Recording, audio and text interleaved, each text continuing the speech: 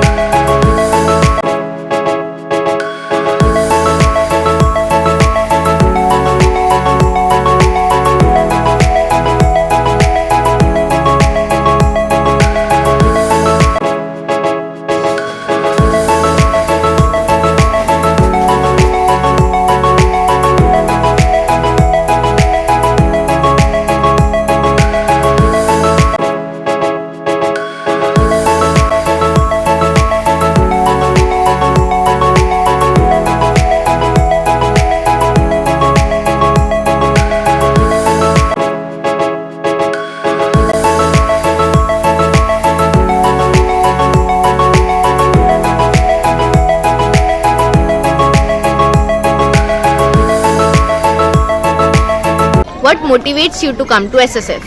For education purpose. For different activities.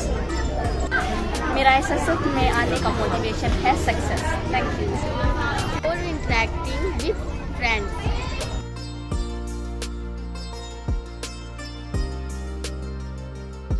नमस्कार। शिक्षा से वंचित बच्चों को समाज में आपने जरूर देखा होगा। वह हमारे जीवन में जो सुख सुविधाएं उपलब्ध हैं उनसे बहुत दूर है। उन्हें वहां से निकालकर शिक्षित करने का काम जिस महान व्यक्ति ने किया है उससे मैं आज आपको मिलवाने जा रही हूं। Please welcome mister Nitin Jain, who is the founder of the Spread Smile Foundation. नमस्कार Nitin, welcome to be magnetic. नमस्कार। तो नितिन, आपको ये फाउंडेशन बनाने की इंस्पिरेशन कहाँ से मिली? तो 2019 की बात है जब मैंने स्प्रेड स्माइल फाउंडेशन की शुरुआत की थी, और इससे पहले भी कुछ अलग अलग संस्थाओं के साथ मिलकर कार्य करता रहता था। और अक्सर मुझे याद है कि मेरा भाई मुझसे मजाक करता था कि नितिन तू एक एनजीओ खोल ले। तब मैं हंसता था कि एनजीओ क्या होता है, मैं क्या करूँगा खोल के, और क्या पता था कि 2019 में ऐसा कुछ होगा। तब मैंने, जब बच्चों को हम देखते हैं अक्सर यहाँ दिल्ली के आसपास हम जाते हैं, बच्चे वो कूड़े के ढेर के पास कूड़ा उठा रहे होते हैं, या बहुत से बच्चे ऐसे जो पढ़ नहीं पा रहे, पारिवारिक स्थिति नहीं है, तो उन सब चीज़ों को ध्यान में रखते हुए ऐसा मन बना कि कुछ करना चाहिए। और जो हमारा युवा वर्ग है, जो मेरे एज ग्रुप के जो बच्चे हैं, जो आजकल इधर उधर अपना समय व्यर्थ कर रहे हैं सोशल मीडिया पे घूमने फिरने में, उनको भी जोड़ने का एक मकसद था, एक ऐसा प्लेटफॉर्म बनाना जहाँ पे वो युवा मिलके आने वाले युवाओं के लिए कुछ करें। तो हमारी टैगलाइन भी ये है कि यूथ बिल्डिंग यूथ, युवाओं द्वारा युवाओं का निर्माण। तो इन सब उद्देश्यों को दिमाग में रखते हुए एक ग्रुप का निर्माण किया गया जो आज एक संस्था का रूप ले चुकी है। ओके, सो इनिशियल फेजेस में नितिन आपने क्या चैलेंजेस फेस किए? चैलेंजेस इनिशियल फेजेस में तो फेस किए ही हैं और आज भी कर रहे हैं। राइट। क्योंकि जब इस क्षेत्र में हमने कार्य शुरू किया तो ये बहुत ही कठिन कार्य है। अक्सर लोग आते हैं हमारे पास, कहते हैं कि सरकार आपको कितना पैसा दे रही है ये कार्य करने के लिए, क्योंकि ऐसे ना बात उनकी भी सही है। कोई सोच नहीं सकता कि फ्री में कोई इतना कुछ अपना समय लगा सकता है। ये समय ऐसा है कि लोगों को अपने काम करने के लिए टाइम नहीं है, और बाहर जाके आप किसी और की मदद कर रहे हो उस बात को लेके। शुरुआत में हमारे पास पढ़ाने के लिए कोई जगह नहीं थी, तो बच्चे जहाँ झुग्गी झोपड़ियों में रहते हैं उनके बाहर बैठ के ही हम उनको पढ़ाते थे।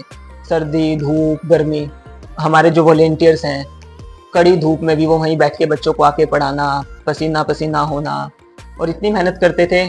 फिर लोग हमें हटा देते थे कि यहाँ नहीं बैठना, कहीं और जाओ। तो हमने 1 साल के अंदर 3-4 जगह बदली, फिर हम कहीं और गए, और आज 4-5 साल हो गए संस्था को, जब संस्था के पास एक ये कम्युनिटी हॉल है यहाँ पे हम बच्चों को पढ़ा रहे हैं। इसके साथ ही दानदाताओं जो हैं, हर किसी को आप नहीं कह सकते दान देने के लिए, बिल्कुल। तो उसके लिए भी हमारे पास जो लोग हैं जो ट्रस्ट करते हैं हम पर, या जो हमें पहले से जानते हैं, उसके सहयोग से कार्य चलता रहा।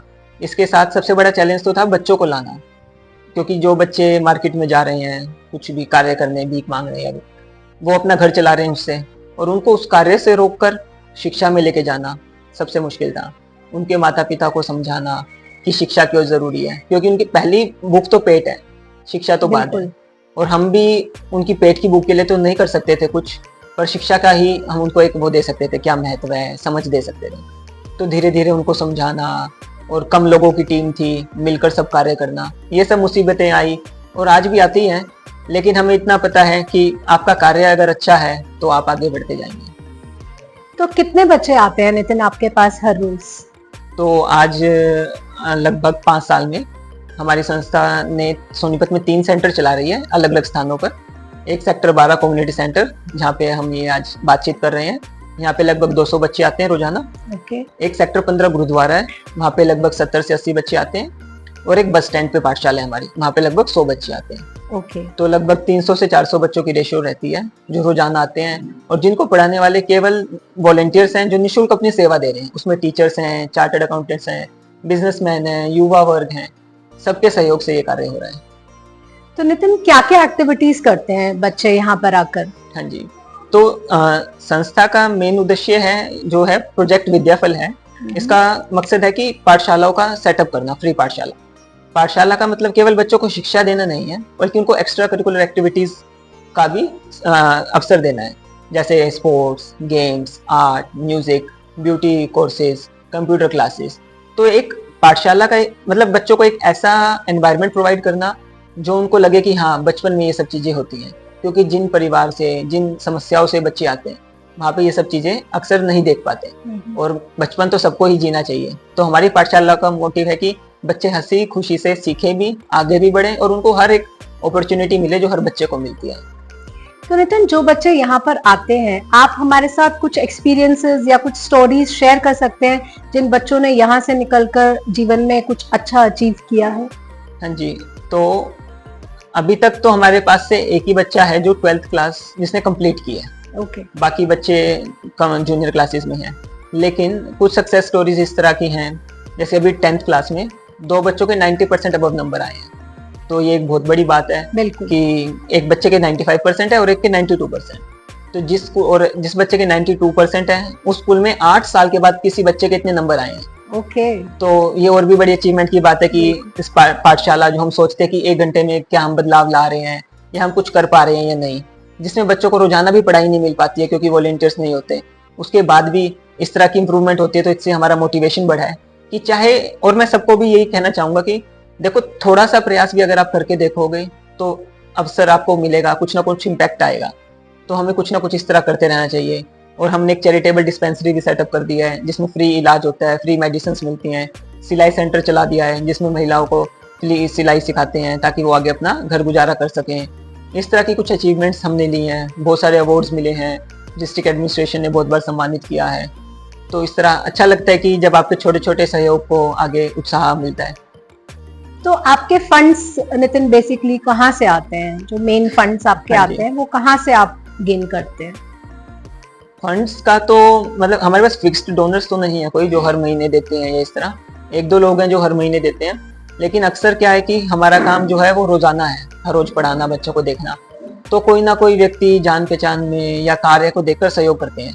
कुछ लोग ऐसे जुड़े हुए हैं 8 से 10 जिनके बहाने से ही ये संस्था चलती है, वो ही बार बार सहयोग करते हैं अच्छी राशि में, कुछ भी सामान देना है, उनके कारण ये संस्था चलती है। और संस्था को कभी ऐसी दिक्कत नहीं आई कि किसी के पास जाके कहना पड़े कि आप दान दें या ना दें। कुछ हमें बस हम सोचते हैं, ग्रुप पे डालते हैं और कोई ना कोई आगे आ जाता है। तो मुझे ऐसा लगता है कि ये भी एक हमारी संस्था की बड़ी पुण्यवानी है कि इतना अच्छा कार्य कर रहे हैं या इतने अच्छे लोग हमें मिले हैं जो सहयोग करने के लिए अपने आप तैयार रहते हैं। हमें ज्यादा सोचना नहीं पड़ता कि कैसे कार्य होगा। तो नितिन जो व्यूअर्स हैं हमारे, अगर वो आपसे कनेक्ट करना चाहे आपकी मदद करने के लिए या वॉलंटियर करने के लिए, तो वो किस तरह आपसे कनेक्ट कर सकते हैं? हाँ जी, तो इसके 2 तरीके हैं। एक तो सोशल मीडिया हैंडल्स आजकल सब जानते हैं, इंस्टाग्राम, वेबसाइट पे जाके कनेक्ट हो सकते हैं, हमें रीच आउट कर सकते हैं।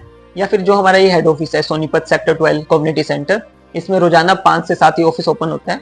कभी भी आप आके हमसे जुड़ सकते हैं, जान सकते हैं कि कैसे कैसे आप सहयोग कर सकते हैं। और एक रजिस्ट्रेशन फीस होती है 100 रुपीज 1 टाइम, बस आपको वो देनी होती है और आपको व्हाट्सएप ग्रुप में ऐड कर देते हैं, तो आपको अपडेट्स मिलते रहते हैं, कभी भी आए।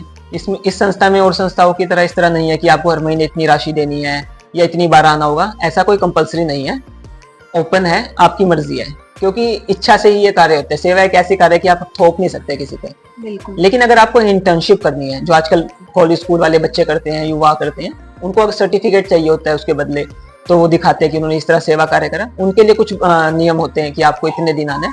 वैसे किसी के लिए कोई नियम नहीं है, कोई कभी आओ, जुड़ो, जब आपका मन करे। एक अच्छा समय आपको बिताना है तो आप जरूर आए। बिल्कुल। तो नितिन, सोसाइटी को आप क्या मैसेज देना चाहेंगे? सोसाइटी के लिए तो मैं यही कहना चाहूंगा अपने इन 5 सालों के एक्सपीरियंस से कि एक शुरुआत करनी चाहिए, और जब आप शुरुआत करते हैं तो आपके कार्य को देख के लोग जुड़ते हैं, सहयोग भी करते हैं। और ये ना सोचें कि हम 5 मिनट दे रहे हैं या आधा घंटा दे रहे हैं, जितना समय आप उतना दें, और कोशिश करें कि कुछ ना कुछ करें। ऐसा नहीं है कि आप स्प्रेड स्माइल में आके करें, जहां भी आप रहते हैं वहीं से सहयोग करें। किसी भी तरह का सहयोग हो सकता है, वो किसी के लिए भी हो सकता है। और सबसे बड़ी मुहिम तो हमारी बच्चों को शिक्षा देने की है, तो मैं सबसे यही अपील करता हूँ कि शिक्षा के क्षेत्र में जरूर आगे बढ़ें। किसी बच्चे को कोई कॉपी किताब की जरूरत है, उसको सहयोग करें। कोई बच्चा अगर आपको दिखता है, हम पढ़ा नहीं सकते उसको, कोई बात नहीं, लेकिन उससे बातचीत करें कि क्या कारण है। आज हम बात करेंगे, हो सकता है कल को या कभी मन बने उसको हम पढ़ा भी पाएं। तो इस बारे में सबको मैं कहना चाहूंगा कि आप सब आगे बढ़ें बच्चों को शिक्षा देने के लिए, और कुछ ना कुछ अच्छा कार्य करें, चाहे वो कुछ भी हो। आपका मैसेज बहुत ही अच्छा है नितिन। आपका बी मैग्नेटिक पर आने के लिए बहुत बहुत शुक्रिया। Thank you. आप यहाँ आए, स्प्रेड स्माइल फाउंडेशन में आपका बहुत बहुत धन्यवाद करते हैं कि आपने इस संस्था की स्टोरी को अन्य दर्शकों तक पहुंचाने का प्रयास कर रहे हैं। और ये भी एक बहुत बड़ा सहयोग है, क्योंकि जितने ज्यादा लोग देखेंगे, जानेंगे, जुड़ेंगे, तो ये भी एक सहयोग करने का तरीका है।